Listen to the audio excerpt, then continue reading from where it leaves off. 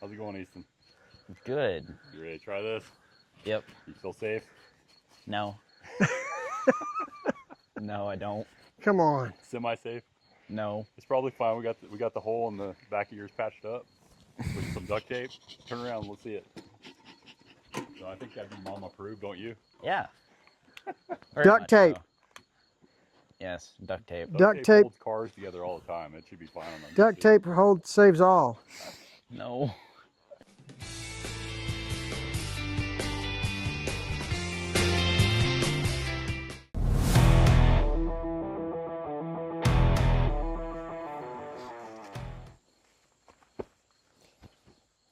Are you nervous, Easton? A little bit. It's a little nerve-wracking. That's natural. Most kids your age would say, I'm not doing that to save my life. At least you got a cool outfit to wear. Yeah. You're going down in style. Yeah. Now, if I run, you better run. That's the old saying. If the beekeeper runs, you better run.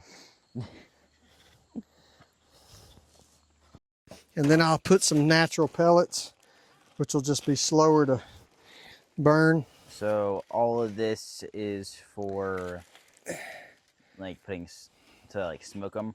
Yep. Okay. Huh, that's cool. That'll start to burn down. We just want a nice light puff of smoke as we're working. Just gives you a layer. But funny, you'll actually, if they do sting you on the hands, you can feel it. Oh. You'll feel it. You'll feel a buzz where they're trying to get through. You're like, oh. All right. That's nice. So.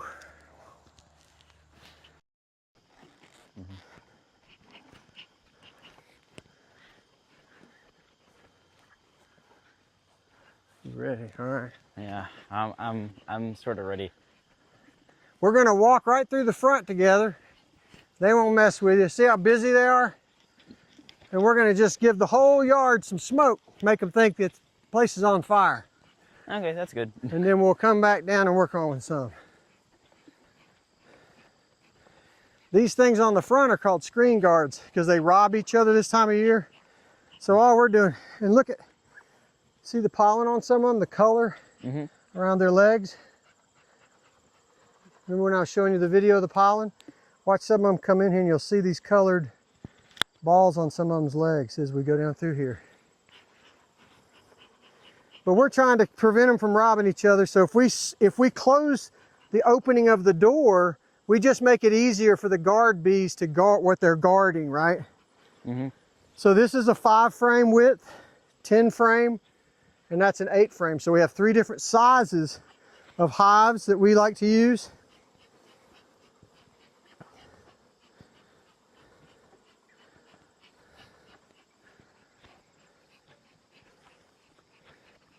And see how busy they are? Yeah. Just coming and going. And then you'll see some of that yellow and orange on their legs on some of them. This is a big hive here. Oh, hello.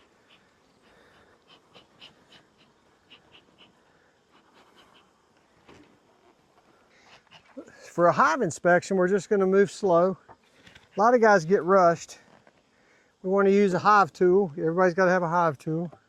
Okay. We'll use it to break them one open. And I'm going to give them a little puff of smoke. And then I'm just going to be patient, and I'm going to let that close up there a little bit. And I would normally go down through a bunch and hit the top of them with some smoke. And then that lets them start to, you know, mask that smell, hide it, and then block their pheromone. So, one of the things the bees do is they collect off of the trees a resin called propolis. This stuff right here, this sticky stuff, Yeah. this is propolis. Okay? So they bring this resin back from leaves. They started in the spring. And the propolis is what they bring to the hive to seal it up. Okay, that's why I need a hive tool. Hear that crack? Yeah. That crack is from where they've resealed it. Huh. And this is an empty super we've put on here to let them bring in honey from this current honey flow, this nectar flow. Oh, hello. And this is a super, and this is what we would call the brood chamber. So right now they're like really confused. Yeah, right now they're just, well, they're busy. The Yeah. good thing is, remember, time of day, we've come in here when they're all real busy. Yeah. So we would puff them a little bit. This is a honey super, so it has slats in it where I've put them, which naturally spaces it. So it makes it much easier to work with. But let's see if they've, not a little, just very little they're bringing in here now. Yeah. See, these are all female work bees. Mm-hmm. That right there, that big one with the big eyes, that's a drone. So that's the difference of what a drone looks like. He's a big fat thing.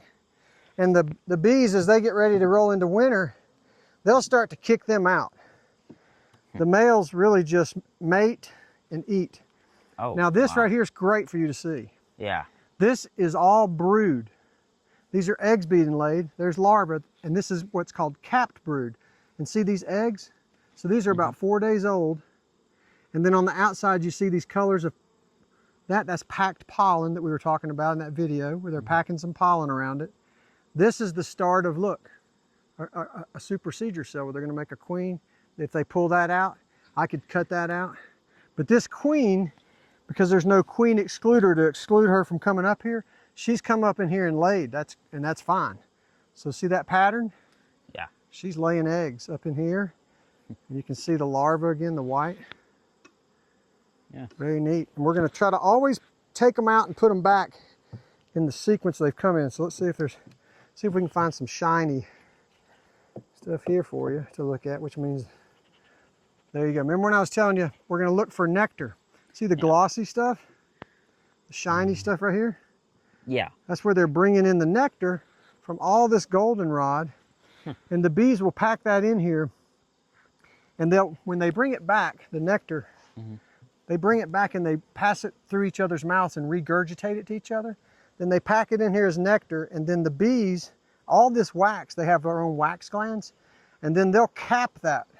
And this is capped, so this is the difference. This is a great little example. So right there. So this is fresh nectar coming in from this current honey flow, we call a flow. And this right here, see this wax over it? Yeah. This has already been capped and made into what we just love, some luscious honey. Okay, this is a great example for you.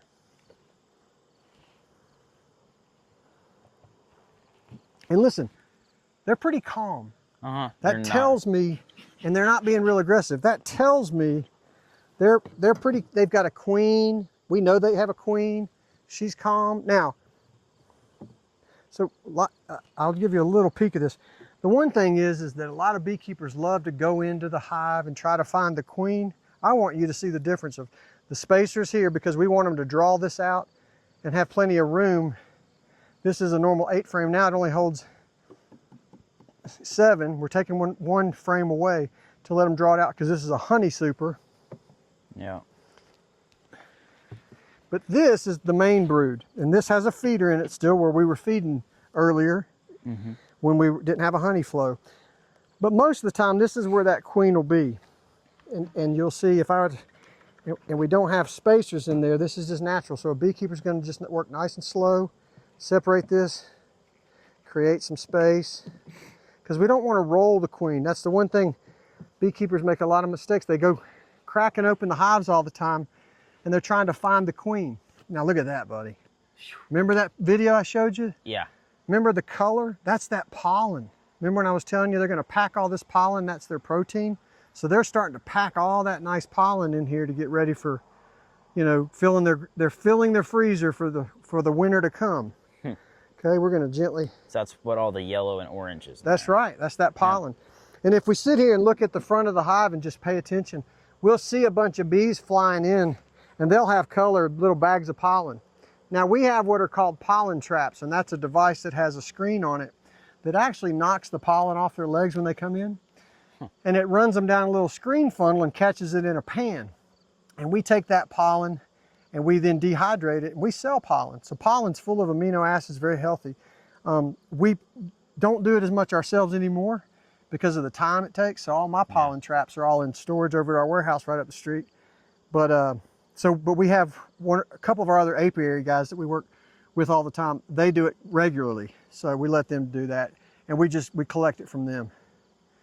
But it's another thing where I'll get to where like, I think I want to put out some pollen traps, you know, and start to do it. But there you go. You can see more. Yeah. More pollen on there. A lot of pollen. Mm-hmm. Right there.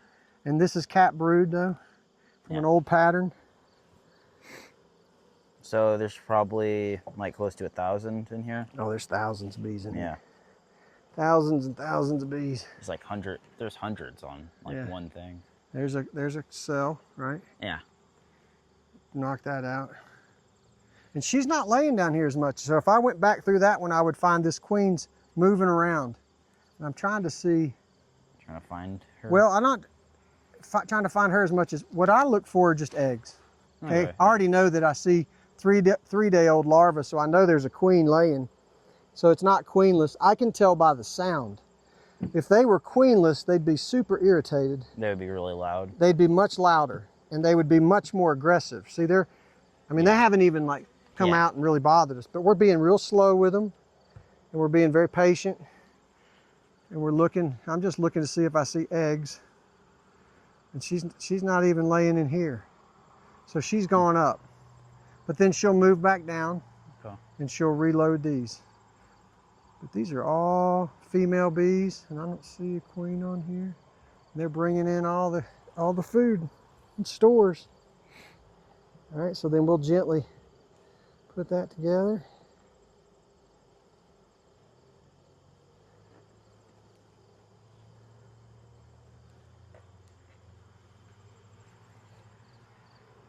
That one went that way. And I'll leave this feeder in here for the winter, actually, just because it won't hurt at all to leave that this way.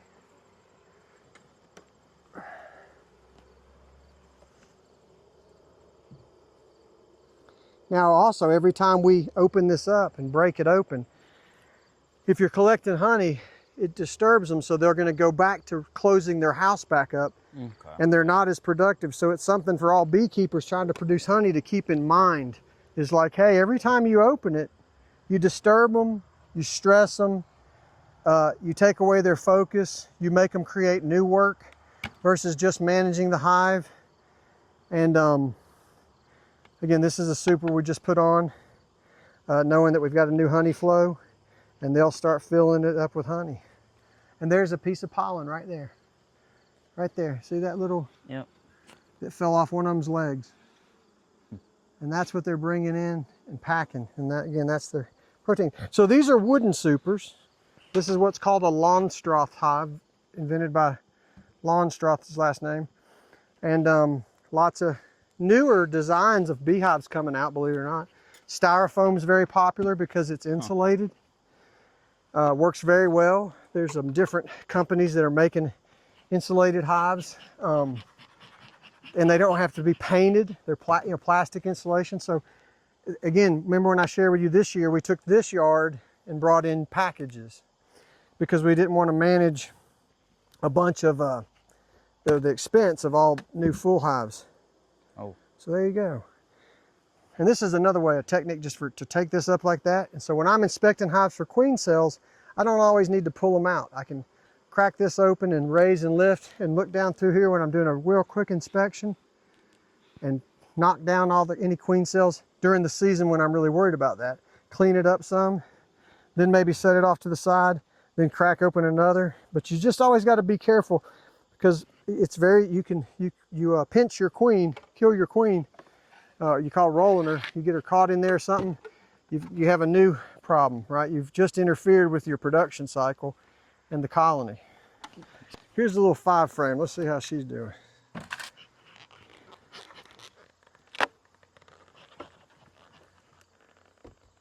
So first thing we're going to look is my queen up here. She may have come up here when we're working a hive. I say, nope, just a bunch of female bees. All right, I'm good. I can crack this open, introduce a little smoke to them.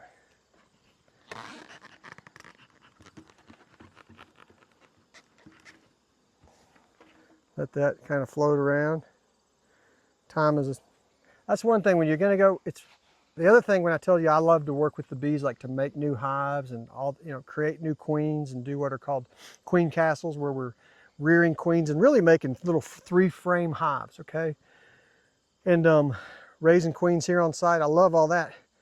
The other thing I personally enjoy about it is that you really got to get in a good frame of mind. You need to relax when you go into a bee yard, take a deep breath, move slowly. I know I've worked with a lot of commercial guys. You'd be shocked, they're tearing stuff apart, dumping bees everywhere under a big tent. I mean, they're doing all kinds of stuff, and that's the ugly side of that, because to me, coming out here, relaxing in the bee yard, going through them, taking my time, you just have to, it's kind of a godly thing, it's part of his creation, and you get to come out here and just enjoy it and see what all they can do. Now look at that one. Look at the shine on that, baby. Remember when I was telling you they can bring in pounds and pounds worth? Mm-hmm. So these girls are real busy. Now they're still drawing this out. Look, they're still pulling out this comb, but they've pulled this one out. So that was another thing that I'm doing this season now. It's a good example. Comb, we call these frames a comb, but over time they get really old and beat up and ugly and dirty. I like to try to build fresh new ones, so I have started doing a lot of replacement this season throughout different yards, where I'm coming in and going, I want to put in new frames, get the girls to draw it out, which they're doing a nice, this was just put in not long ago. So there's a whole new frame. They drew this out, wax out. They're already starting to fill it up. They're already capping this beautiful honey. Look at that. That is all goldenrod honey. Okay. So they're doing great. And I'm not going to go any deeper to try to find a queen and worry about it, because I can tell again by their sound, they're very focused. They're doing great. I'm going to leave them be and not disturb them anymore. And they'll start, I can feel the weight of this. I can feel some weight to it, which tells me they're putting honey in it. Yeah. Otherwise it's super light. Doesn't have any weight at all. So they're already starting to put honey even into this top one. And all I'm going to do is take all this and keep it on here for the winter for them to feed on.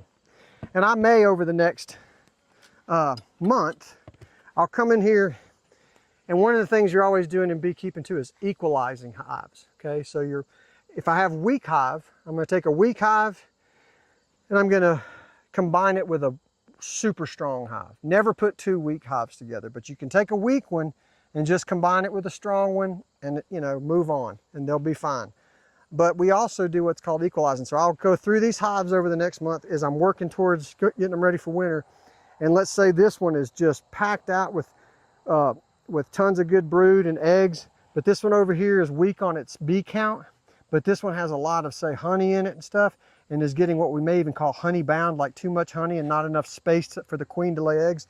I'm going to equalize them. I'm going to make sure I find the queen. I'm going to leave her in her hive, but I'm going to take out a frame of her eggs and a frame of her brood, like you just saw, the egg capped eggs. Mm-hmm. And I'm going to put it over here, and then I'm going to trade this one, some of her resources with this one. So I'm going to equalize these hives, and that's what your bigger commercial operations, they're constantly doing 2 things. They are managing varroa mites, doing counts and make sure they're not getting too high so that their bees get weakened. And 2, they are equalizing hives, okay? The average person just wants a couple of beehives in their yard, to tinker with, no problem. But it's good to have 2 because you can always compare. You have something to compare it with. Yeah. So I started with 2, and that was the advice of my friend H. Said, well, get 2 to start with instead of just 1, because you won't know what to compare it to. And this way I can go down through here and compare and look.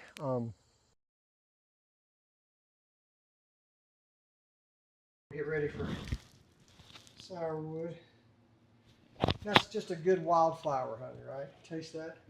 Now come over Really good. and taste the difference between. Dang, that is good though. Mm-hmm. Like this is Midwest clover, so this is just a totally different flavor. I love this honey though. This is a staple, I think. And we use that to call it, that's our better than butter biscuit honey, because it won the biscuit contest. It does taste completely different. Totally different. Yeah. It Totally doesn't different. even taste like the same thing. Totally different. That's right. I would have not guessed that. And then give you now this one will taste totally different. Now, and smell this. This is sourwood. So this is wonderful stuff. Smell that now. It smells so good. So different smell. Yeah. So that's Oh, wow. sourwood. Sourwood. So I'll have guys, come out of the yard and they'll say, "Oh man, we got some good sourwood." I can tell by the smell when I open a hive. I'll be like, no, that's basswood. Totally different taste again. That's sourwood. I think It is completely different. totally different. Almost has a touch of butterscotch to me. It does, yeah. I don't know how else to describe And it. it's, yeah. I'm astonished those three flavors are They're so like not even different. the same thing. Not even the same. So when people say blueberry blossom, raspberry blossom, sourwood, tupelo, they're all different. I'm like, they're all different. They're different in taste, color, Yeah. and it's all because of, and again, from the nectar. Now we take clover and we blend it with hot chili pepper extract to make our hot honey. And we do take wildflower and blend it with the maple extract to make our maple honey.